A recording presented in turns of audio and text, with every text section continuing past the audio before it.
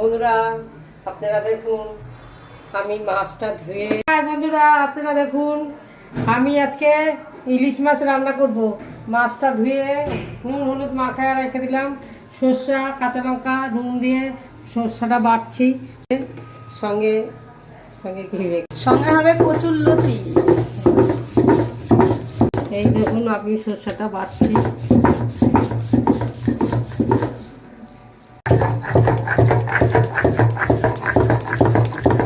কি কাটো বলো, কি কাটছো এগুলো? লতি লতি কাটছি, নাতিবো রান্না করবে। এই যে লতি লতি নাতি কাটছে, আমি খাবো লতি। কোথায়? ইলিশ মাছের মাথা দিয়ে। এখন বেগুনগুলি ভেজে নিচ্ছি, লম্বা লম্বা করে বেগুন কেটে ভেজে নিচ্ছি। এই দিচ্ছি হলুদ দিলাম, নুন দিয়ে মাখিয়ে রাখছি। পাঁচটা কাঁচা লঙ্কা দিলাম।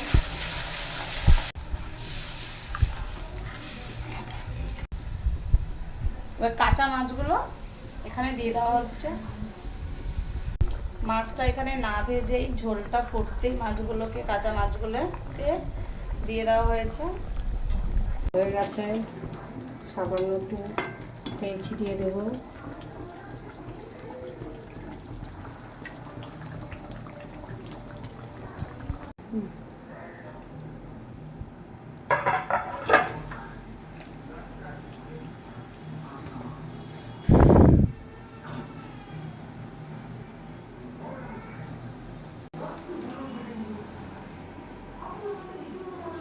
এখানে মাছের মাথা দিয়ে লতি হওয়ার জন্য লতিটা প্রথমে ধুয়ে ছাড়িয়ে পরিষ্কার করে এখন সেদ্ধ করতে বসিয়ে দেওয়া হয়েছে।